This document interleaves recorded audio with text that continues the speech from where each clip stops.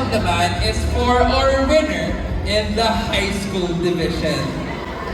Congratulations, Carl Liam Abartes!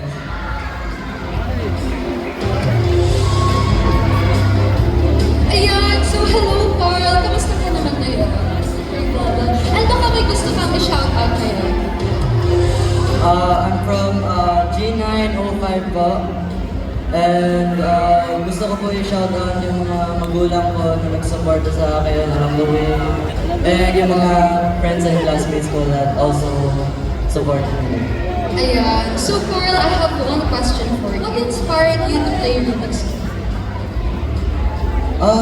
Actually po, it just kind of happened. I found a toy po in Robinson's Malls and I just decided to like try it out. Who would have known that I made it this far throughout my journey po?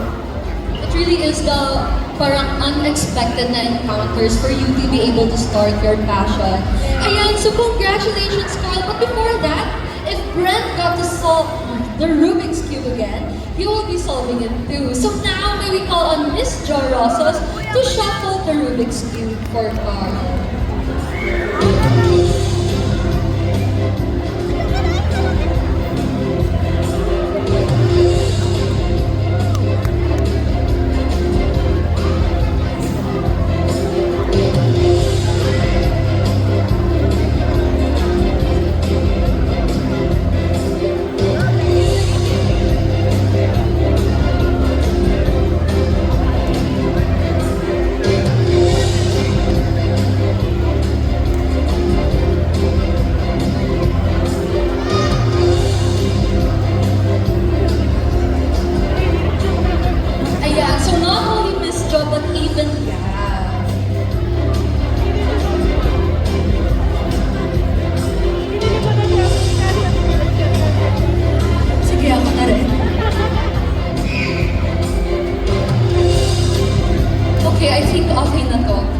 Guys, may fun fact lang ako.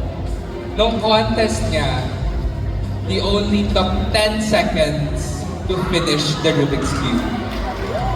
Grabe. Grabe talaga. The timer starts in 3, 2, 1, go!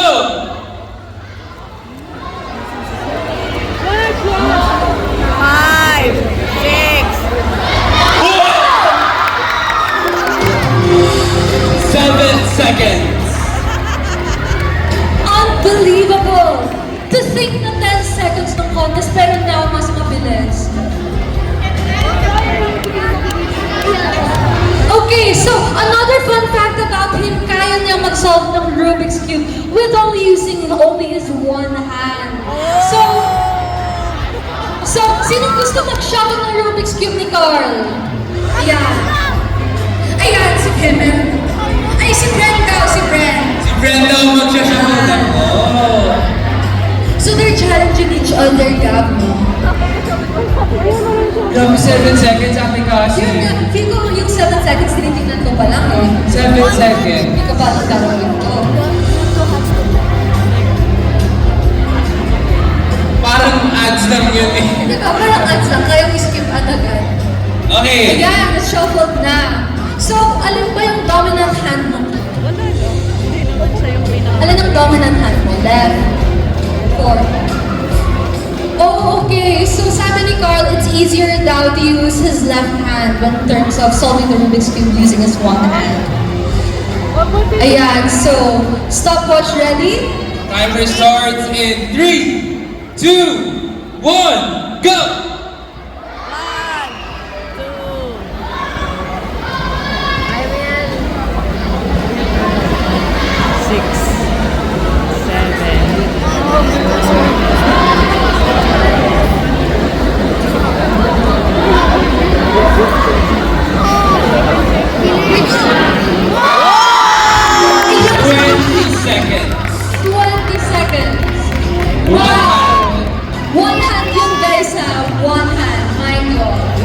Seconds, not even half a minute. May favorite si Lord. May favorite talaga si Lord. Just, grabe. Guys, isa ulit palakpakan para kay Carl.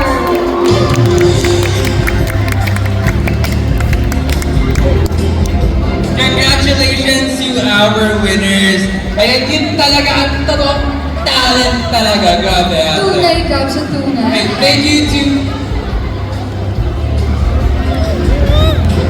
to our talented Thessalians for giving us a glimpse of their Rubik's mastery. Congratulations again, and thank you for stepping up to the challenge.